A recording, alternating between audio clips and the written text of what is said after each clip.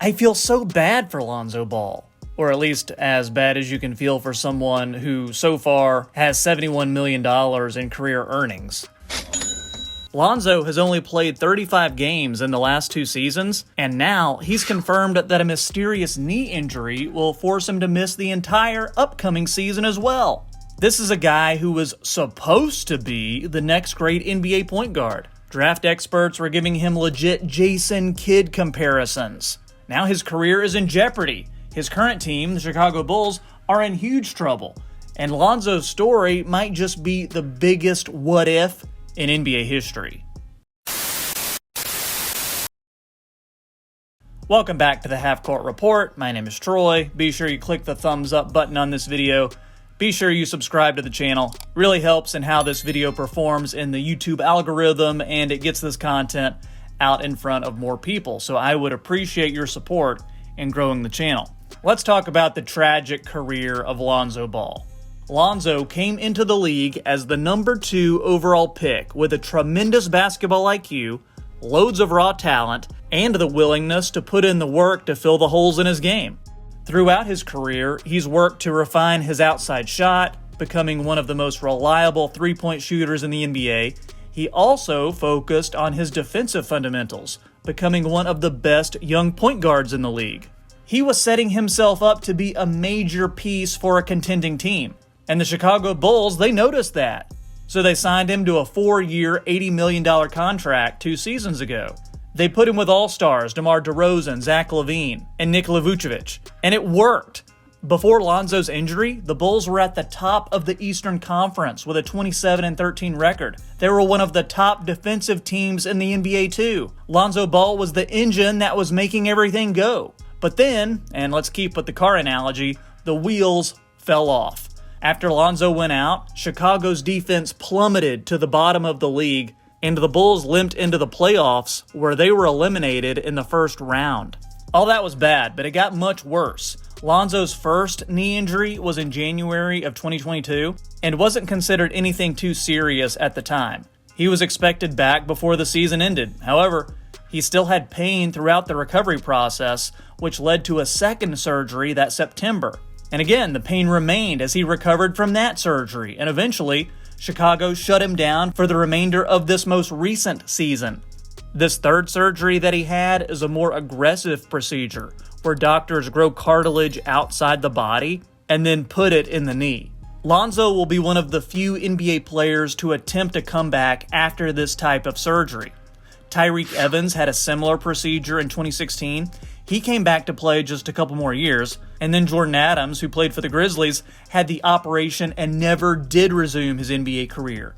So there's not a lot of precedent for guys to have this operation and resume their career at a high level. Ball has 2 seasons at almost $42 million remaining on his deal. And while that final year of the contract is a player option, you can bet your big baller brand shoes that he's going to pick that up. Maybe he'll be back on the court by 2024 to close out that contract, but after this surgery, nothing can be taken for granted anymore. So guys, I am worried. When you're an elite athlete like Lonzo Ball is and you operate at such a high level, you might get to the point where you're out on the court contributing in some way, but even the smallest change in your athleticism or speed can impact your career in a big way. And that's not even factoring in how an injury like this can affect a player psychologically. Imagine the toll that numerous surgeries and sitting out for over 2 years can have. As of right now, the Bulls haven't replaced Lonzo's starting point guard spot and will attempt to hold things down with Alex Caruso and Javon Carter. But regardless, Ball is going to have to prove all over again that he can still be a reliable rotation player in the NBA, much less a starting point guard. Pre-injury Lonzo may not have quite validated the hype that preceded him joining the NBA from UCLA in 2017, but he was a really good prospect with sweet playmaking and stellar defense. On a Bulls team otherwise that was severely lacking with natural passers, Ball's vision, creativity, and complete unselfishness opened up an otherwise grinding, ISO-heavy offense. It's really a shame we only got to see this team at full strength for 35 games. Lonzo will have just turned 27 when the 2024-2025 season starts, But even if he's healthy, Vucevic and DeRozan will be on the downswing of their NBA careers. And that's assuming DeRozan even re-signs in free agency next summer. We'll never know what this team could have been. It kind of reminds me of Brandon Roy. Do y'all remember B-Roy? He was drafted by the Trailblazers in 2006, won Rookie of the Year, and was an all-star by his second season. But his knee injuries required so many surgeries that by year 5, he was out of the league. His knees had gotten so bad that he didn't have any cartilage left. That sounds a lot like Lonzo to me. So is Lonzo's issue overtraining when he was younger? Is it genetics that made him more prone to injury, or is it something else? We'll likely never know, but what we do know is that it might be time to reevaluate what the rest of Lonzo's career can be. While he has shown all-star potential, injuries have plagued his young career and derailed his tenure with 3 different NBA franchises: the Lakers, the Pelicans, and now the Bulls.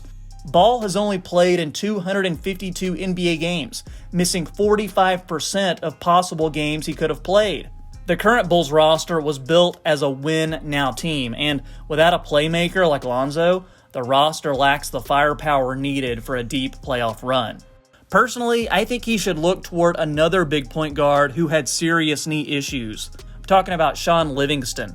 He had one of the most gruesome injuries in NBA history. He spent the next 7 years rehabbing and bouncing around to various teams before finally landing on the Warriors and serving a critical role for 3 of their title teams. He was able to endure years of rehab and reinvent himself. So who knows, maybe Lonzo can too. That's what I think, but be sure to let me know in the comments what you think. Since you've watched this far, be sure to drop a like for the YouTube algorithm and click that subscribe button too so you never miss another NBA video. I post great content all the time. So what do you think the future holds for Lonzo Ball? Can he still get back to what he was before he got hurt? Oh man, I hope so, because when he's healthy and locked in, he is just so fun to watch. And you know, injuries are just part of the NBA. Another big star who just hasn't been able to stay healthy is Zion Williamson. There's been lots of stuff going on with him that's keeping him from realizing his full potential. Things that are on the court and off the court. But there are some new pictures that came out, and Zion is looking unrecognizable. So it got me thinking, is this finally the year that he proves all the haters wrong? I did a whole video on it, so you got to check it out. Let me know what you think, and I'll catch you next time on the Half Court Report.